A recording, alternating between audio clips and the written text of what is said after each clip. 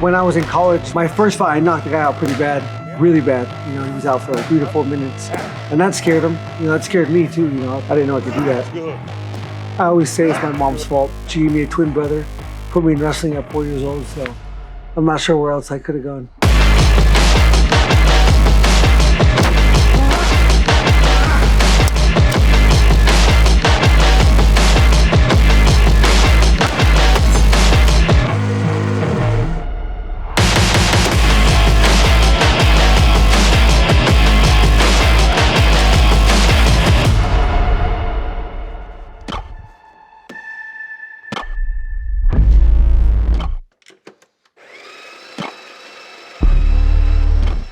My dad and a bunch of his friends, they wanted to get a wrestling club going. So when I was 4 years old, they started a wrestling club, and my favorite part was going to the cities and whooping up on the city boys, you know, coming from the country. Once I started, I fell in love with it early and, you know, never looked back. I was a bit of a crazy kid. I think, you know, I loved competition. I was really competitive as a child. You know, just seeing the sacrifice that my parents made early on, you know, for us as kids, really, for me, you know, made me, you know, respect them a whole lot more. They always led from the front. And, you know, seeing my parents work so hard to provide for us, you know, and I see no reason why I should, you know, not work just as hard. The energy in the building's gonna be insane. I got the perfect dance partner for this shit. We're both gonna go out there, try to hurt each other. I don't care how much he likes me or how I like him. Our job is to fucking hurt each other, and that's what we're here for. You know, when I take myself back to 2017, and I just signed with the UFC, you know, I never would have thought that I would be on posters like this. You know, you never know what to expect, but, you know, I came in with high hopes, but you just never know in this sport. It's such a crazy sport.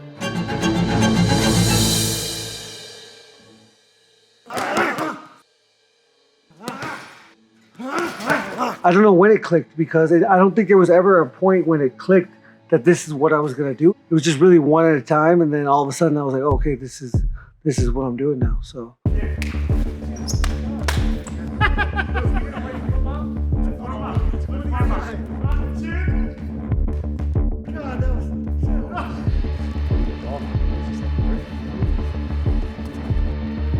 I picked 12 weeks out on a calendar and work out every single week as hard as I can, you know, 2 or 3 times a day to be ready for this situation. And, you know, whenever you're in there and you're expecting 25 minutes or 15 minutes and, you know, it's over. So many people want you to be successful.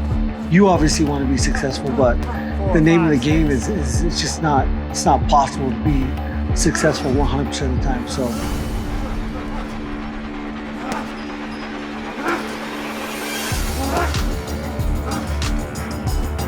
You got to shield yourself, you know, from something. So all the pressure, you know, you try not to think about that.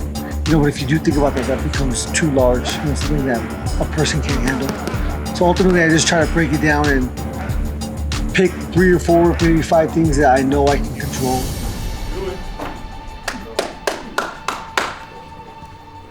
Time to shine. It'll be great. In general, I try to stay as even, you know, with my excitement or my, you know, my downturns when it comes to emotions as least as possible. You know, I think when I win, the higher I go, the lower I'm going to have to go maybe 1 or 2 weeks later. Good time, man. It's going to be great, JT. Because there's a yin and yang to every single thing, especially our emotions. So that's how I stay so grounded, is by never allowing myself to go too high or too low. And, you know, take some enjoyment out of some things, but, you know, I think it's worth it.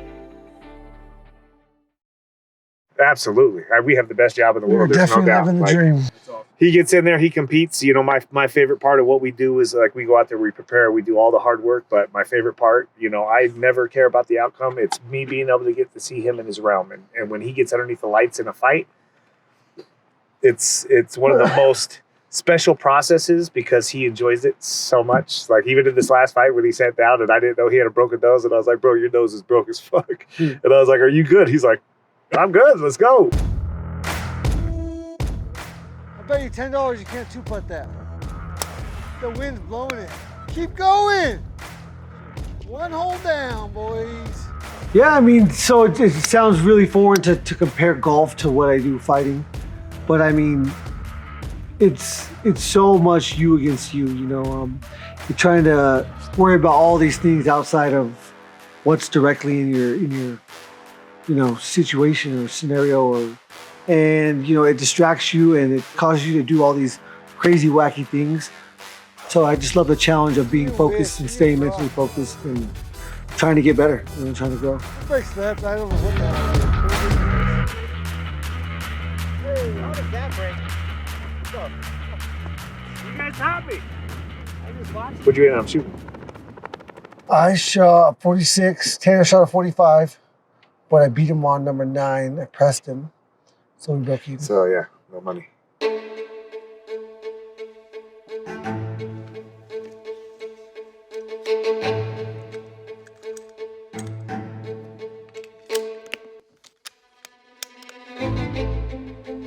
I got these 6 Sauer art games coming up. I did the 6 Sauer hunter games last year. That was fun. We definitely did not train as much as we should have.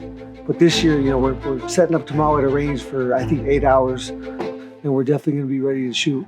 0.3 and a shot now. All right, the target on the left, right? You got 8 minutes.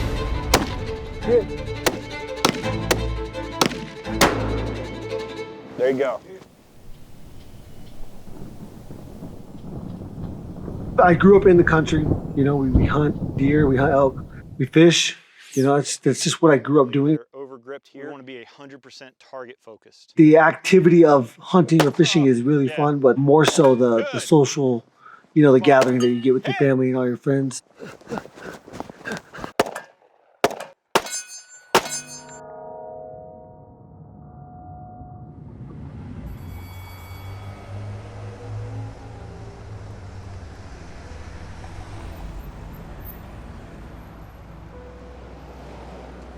Come from a small place. I just had a mural painted of me in my hometown on Main Street.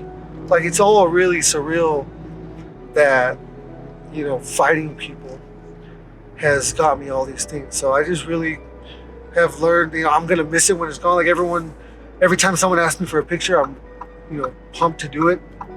Would never think someone would, like, as a kid, if I were to, see myself now and see people wanting to video me driving and taking pictures with me, like, it's all really a surreal experience. So I'm just trying to, and I know I'm gonna miss it when it's gone. Time moves on and people really forget, and I'm getting to enjoy this right now, so I'm taking it all in. Short, quick. The whole reason I'm here is because I had such a supportive group of people around me, all the coaches that I've been blessed with, my family. And I also have experienced other people that didn't have what I had, and it just took one person to light a fire under their ass, and then they started to make better choices for themselves and for their future self.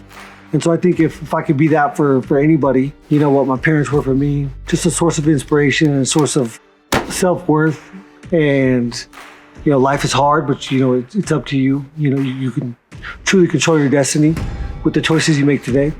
So if I could be that for people, then that's what I'm here for. Yeah!